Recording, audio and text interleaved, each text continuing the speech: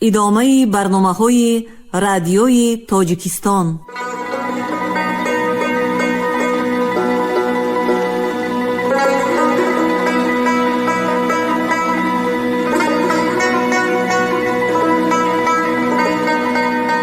السلام علیکم شنونده های گرامی، با توجه شما گفتاری ادبی از سلسله خوانش بدیعی اثری نویسنده بزرگ تاجیک صدرالدین عینی، یادداشت‌ها در قرائت عبدالرشید خوجامقلوف. قسم 3، گفتاری 54. این خانه ز خشتی کهنه انداختم، در وی جشن زرفتگان ساختم، تا اهل زمان ما بدانند که من یک عمر جوانی به چی ره باختم. مؤلف.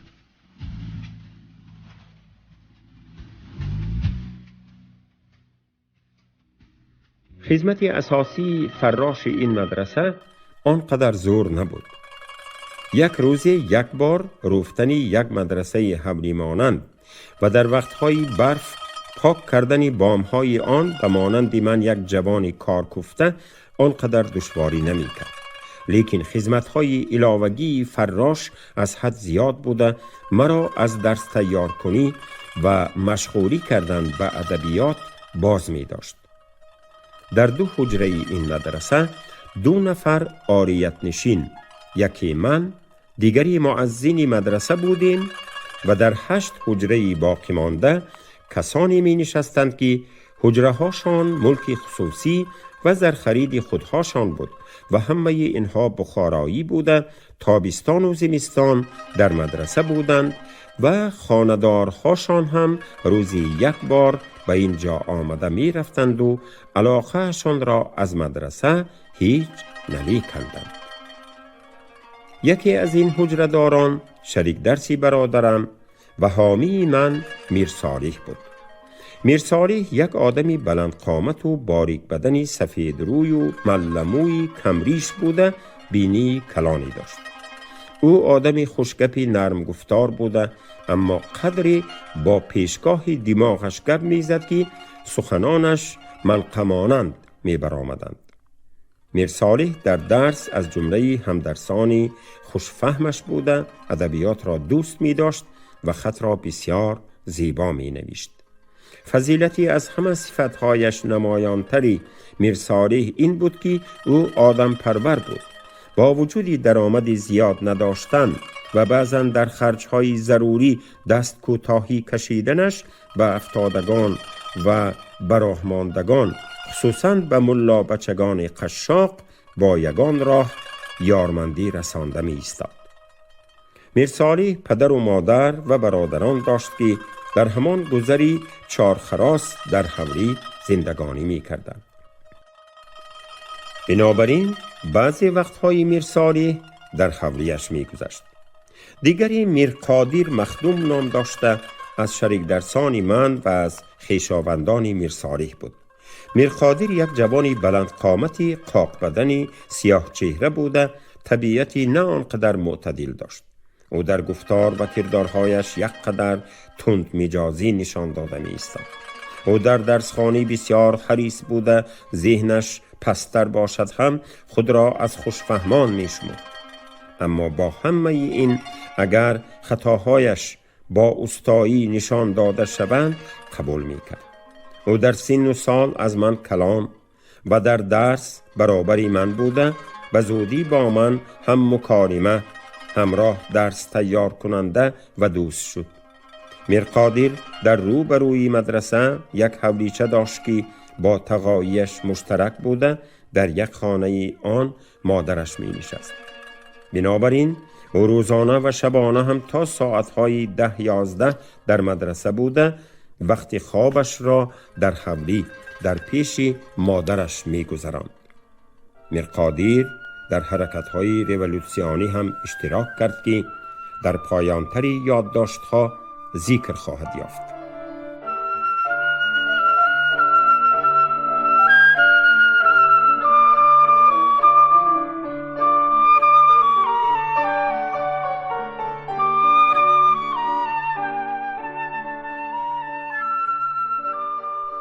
دیگر در آن مدرسه 3 برادران بودند که آنها را باتورچه ها می گفتند. اینها پسران ملا باتورچه نام کسی بودند که وی در قدپستی، سرخوردی و سله کلانی در بخارا مشهور بوده است. یحیی خواجه که ذکرش در بالا گذشت، باری با او در کوچه دوچار آمده این بیت بیدل را به او خطاب کرده خوانده است: یک نخود کله و 100 من دستار، این کم و بیش چه معنی دارد؟ و سله او را از سرش چنگ زده گرفته به کلمک آب هوا داده است. 2 نفر باتورچه های کلانسال هم مانند پدرشان قدپستی، خردکله، روی باریک و کمریش بوده. سله هایشان مانند سایبان کلان بود که به سری چوبی باریک شنانده باشند. اینها ختم کرده هر کدام در گذری امام خاندار و از گذری سیاهکاران بخارا حولیدار شده اساساً در حولی زندگانی می کردند. اما هر دوی آنها در مدرسه 2 حجره را بند کرده مانده روزی 1 بار به آنجا آمده می رفتند. باتورچه خردسال نودرس خان و ساخت بدنش نسبت به برادرانش معتدل تر، در رفتار و کردار به برادران خود مقابل بود و همیشه آنها را مسخره داشته می گشت. اما هر 3 این باتورچه ها هم کورسواد بوده، یگان سطر خطی به زبان تاجیکی نوشته شده را برا خوانده نمی توانستند و هیچ خط نداشتند. از حجره‌داران آنجا یکی استاد جوربای نام سرتراش بود که روزانه به لب حوض دیوان بیگی رفته در دکان نشسته سرتراشی می کرد و شبانه در حجره‌اش خفت و خواب می نمود. این آدم تماماً بی خط و سواد بوده، در نام هم به ملاها هیچ علاقه نداشت و در خردسالیش هم درس نخوانده است. با وجود این باشنده مدرسه بوده، از حقوق وی در قطار دیگر حجره‌داران برابر فایده می برد.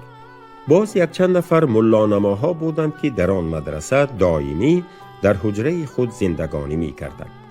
اما به درس خواندن و درس گفتن هیچ علاقه نداشتند و غیر از وقف حجره‌شان درآمد دیگر داشتنشان هم معلوم نبود.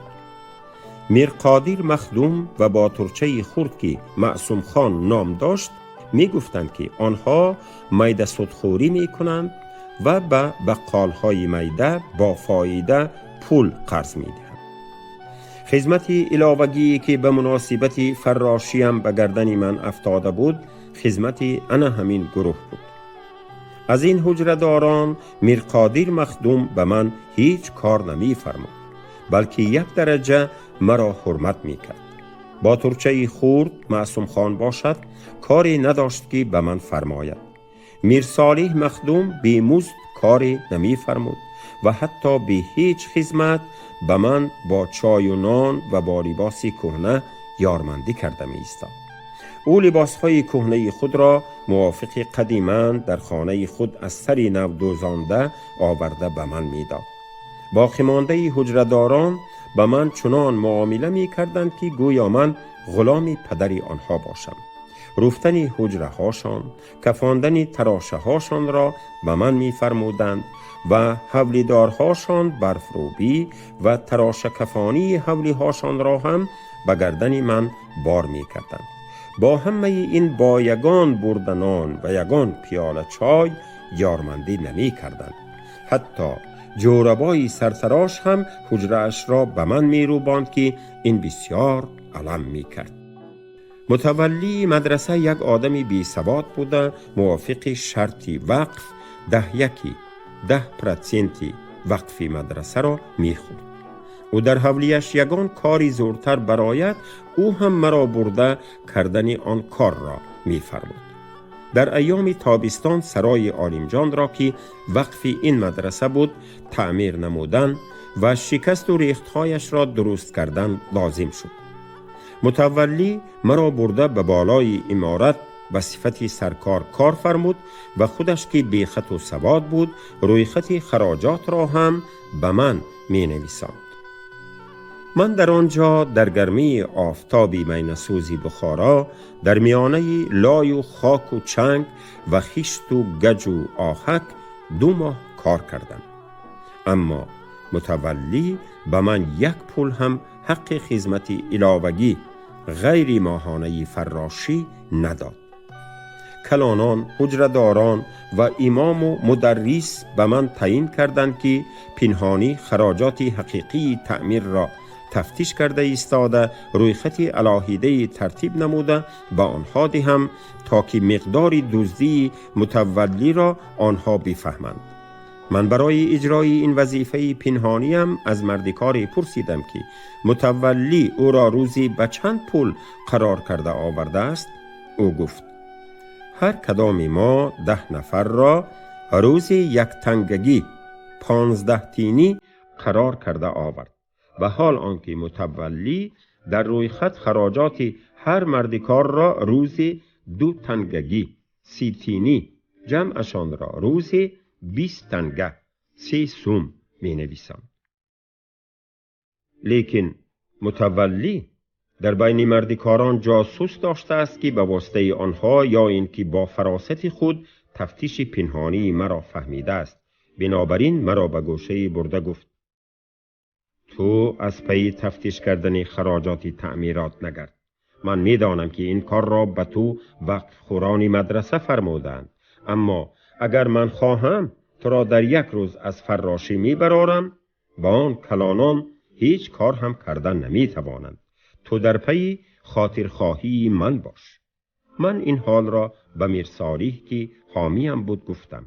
او گفت متولی راست می گوید. تو در پسی تفتیشی کاری او نگرد. دزدی مردم را ما و تو برطرف کرده نمی توانیم. بیشترین آدمان دزدند. اگر یکی از این آدمان را که دزدی متولی را پیشگیری کردن می خواهند به بالای عمارت مانند 10 برابری متولی دزدی می کند. من هم دیگر در پی تفتیش خراجات نگشتم. اما برای من در آن سرای تفتیش کارهایی برآمد که برای خودم هوس‌انگیز بودند. در آن سرای هندوهای سودخور می نشستند که در پی تفتیش کسب و کار و معیشتی آنها افتادم.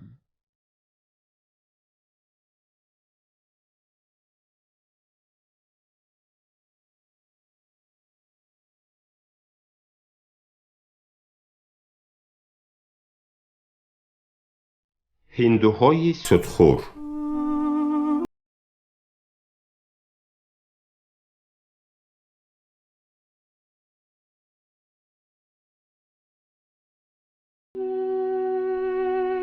هندوهای سودخور آدمان بسیار چرکین و بدبوی بودند و هرچند هر پگاه سر و تن خود را 1 بار شویند هم به بوی بدنشان طاقت کردن ممکن نبود. می گفتند که آنها به بدنشان هر روز بعد از شستشوی روغنی مخصوص می مالند. بوی بدی جای استقامتشان باشد از پیش دری درآمدگاه نفس کس را می گرداند. کسب و کار آنها از زیست و زندگانیشان هم چرکین‌تر بود. آنها به افتاده‌ترین و کمبغل‌ترین مردم شهر و صحرا با فایده بسیار کلان پول قرض می دادند. زیرا آدمی که از یگان جای دیگر پول قرض کرده تواند به آنها مراجعت نمی کرد. گروهی کلان قرضداران آنها سربازان امیر بودند. اینها از 10 تنگه تا 20 تنگه، از 150 تین تا 3 سوم قرض می گرفتند و این مبلغ را به هفته ها تقسیم نموده در 1 یا 2 ماه دوچند کرده می دادند. هندوها داد و گریفت خود را به دفتری نمی نوشتند. قرضدارانشان هم همگی آدمانی بی خط و سواد بودند. آنها حساب معامله خود را با خطچوب نگاه می داشتند. خطچوب عبارت از یک چوبی نیمارشینی چاررخ بود که پهنی هر رویش 2 سانتیمتر می آمد. به هر یک قرضدار یک خطچوبی مخصوص بوده. هندو نام قرضدار و مبلغ قرضش را به سر آن چوب با خط هندوگی نوشته می ماند. از بس که او پول خود را از قرضدار با تقسیمات معین می ستاند، در ستاندن هر قسم قرض با آن خطچوب یک خط می کشید. هندوها هر روز تا ساعتهای 12 در حجره هاشان می نشستند. غیر از آن روزی که امیر به سربازان از اولی پگاه به ریگستان به ارک امیر می رفتند که از سربازان قرضدار پول خود را رویانند. در این میان قرض طلبان آمده قرض می گرفتند. قرضدهی هندوها به این طریقه بود: مثلا یک محتاج اگر 20 تنگه قرض گرفتن خواهد، هندوها این مبلغ را با 10 تنگه فایده به شرطی در 2 ماه گردانده دادن می دادند و در خطچوب این مبلغ را 30 تنگه قید می کردند و این 30 تنگه را به 8 قسم تقسیم می نمودند و قرضدار مجبور بود که هر هفته یک قسمتی آن مبلغ را به قرضخواه گرداند. هندوها ساعتهای 12 روز جامعه میدنقشی سیاه را که برای آنها از طرف حکومت بخارا بنابر کافر بودنشان تعیین کرده شده بود از روی می پوشیدند. از روی آن جامه یک ریسمانچه کنبی را به میانشان می بستند. به سرشان هم یک تیلپکچه چاررخی بیلبکی را می نهادند.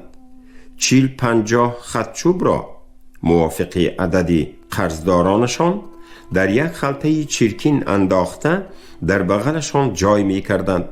خلطه خطچوب را در بغل چنان جای می کردند که قسمی نام قرضدار نوشته شده ای چوبها از بغل بیرون و نمایان شده می ایستاد تا که قرضخواه در وقت واخوردنش به قرضدار خطچوبی او را به آسانی یافته برآورد. هندوها در همین قیافت و حالت تا بیگاه روزی در کوچه های شهر و در سرای هایی که قرضدارانشان زندگانی می کردند گردش کرده پول می چیدند و بعد از آن به منزل خود برگشته سبزاب نوشی می نمودند.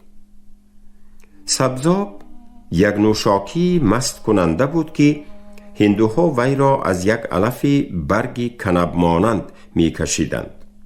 این علف را تر کرده در اغرچه کوفته مانند آبی کوکنار از لطه صافی می گذراندند و بعد آن آبی صافکاری شده را در قدح‌های فلزی متلی هندوستانی ریخته می نوشیدند. ظاهراً قوه مست کنندگی این آب خیلی بلند بود که در وقت نوشانوش بعضاً در بین حریفان جنجال و زنازنی برپا می شد. در سرای بایرجی نام یک هندو بود که نسبت به دیگران 1 درجه کمبویتر و آزادتر بود و حجره‌اش هم آنقدر بوی بدی دل بیجا کننده نداشت. او خط خوبی تاجیکی داشت که با الفبای عرب می نوشت و سواد تاجیکیش هم برا بود. او هر گونه کتاب ها داشت. از کتاب های ادبی تاجیکی گلستانی مسرت، دیوانی میرزا مظهرجانی جانان و تذکیره خزانه آمیره را که همه آنها چاپی هندوستان بودند اولین بار در حجره او دیدم. اما از کتاب هایی که با زبان و خط هندوگی نوشته یا چاپ کرده شده اند بسیار داشت. او هر وقت یا کتاب های تاجیکی یا کتاب های هندوگی را مطالعه کرده می نشست و برای مطالعه کردن کتاب‌های تاجیکیش به من هم رخصت می‌داد.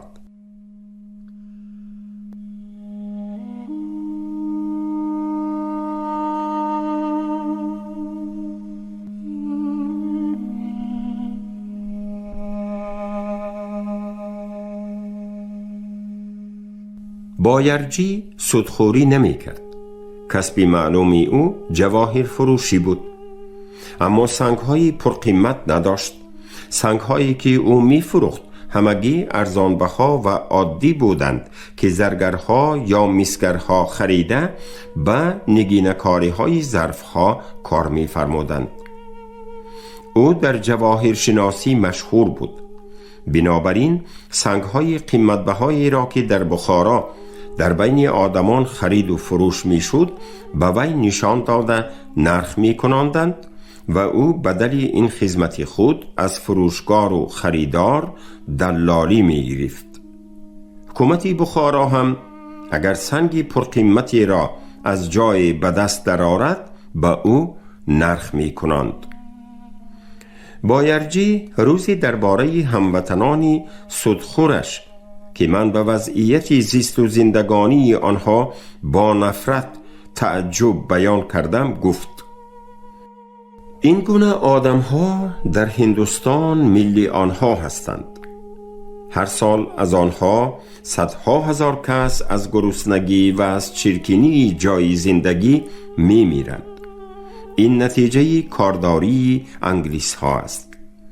بعضی ها اگر توانند برای یک لب نان یافته خود را از مرگی معین خلاص کردن به هر طرف می گریزند. اینهایی که تو در بخارا می بینی از همان جمله اند. اینها غیر از یک لب نان یافته شکم خود را سیر کردن و سبزاب نوشیدن مقصد دیگری ندارند، چون که اینها از بازی که از مادر رویدند نه روی آزادگی را دیدند و نه زندگی آدمانه را به خود تصور کردند و در هندوستان شرایطی نیست که آدم به این گونه فکرها افتد. وقتی که اینها به بخارا آمده دیدند که کسبی از همه آسانتر و بی تشویشتر میده سودخوری است، به همین کار مشغول شدند.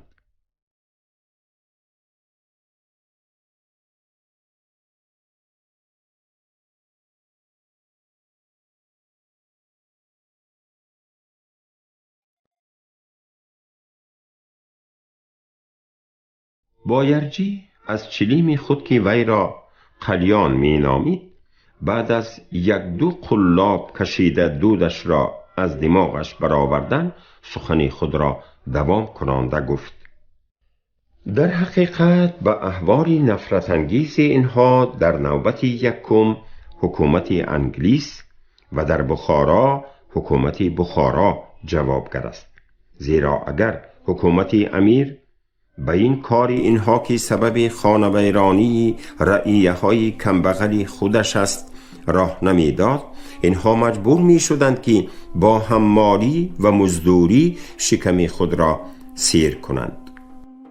در شهر بخارا 3 سرای هندوها بود که در هر کدام آنها از 100 تا 150 نفر هندوهای سودخور زندگانی می کردند. حکومت بخارا به بالای اینها یک مأمور گذاشته بود که وی را یسووری هندوها می نامیدند.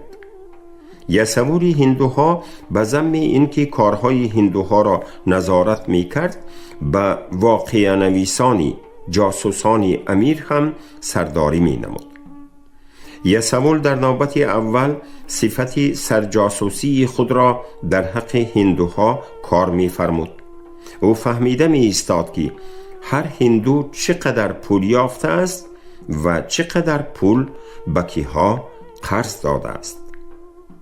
یسوول و عموماً مأموران حکومت بخارا به نسوزانده رویاندن قرض هندوها یاری می دادند، چون که دارایی هندوها و پیدا و پسنداز آنها را از آن حکومت بخارا می دانستند. در حقیقت هم اگر هندوی بمیرد و در پیش خود وارثی معینی نداشته باشد، همه دارایی او و نقد و نسیه او از طرف حکومت بخارا ضبط می شد. از بس که یسمول همه دارایی او را تفتیش کرده می ایستاد، او در وقت مردنش پولش را به یگان هموطنش هم گذرانده نمی توانست. این احوال همین را روشن نشان می داد که در سودخوری هندوها و در کاری کمبغلان بخارا را خانه ویران کردن آنها حکومت امیر بی واسطه منفعت دار است. در ریانها، در غجدوان، وابکند، قرشی و در دیگر جاهای مضافات بخارا هم سرای هندوها بوده، آنها در زیر حمایت حکومت آنها در ریانها باز هم پرفاجعه تر بود. من متریال های باب های قرض هندو و هندوی سلناکی داخنده را در همان وقت آموختم.